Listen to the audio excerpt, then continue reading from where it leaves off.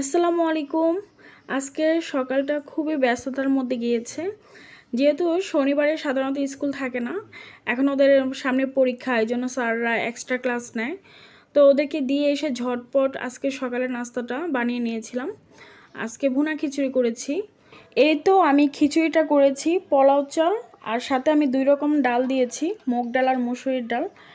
তো অলমোস্ট আমার রান্নাটা হয়ে গিয়েছে। আমি নামানোর আগে ঘি আর ধনেপাতা কুচি দিয়ে ভালোভাবে মিক্স করে নামিয়ে নিয়েছি। আর খিচুড়ির সাথে খাওয়ার জন্য ডিম ভাজি করে নিচ্ছি। সাধারণত ফেসবুকে ডিম ভাজি করলে কিন্তু ভাইরাল হয়ে যায়, জানি না আমি কবে ভাইরাল হব।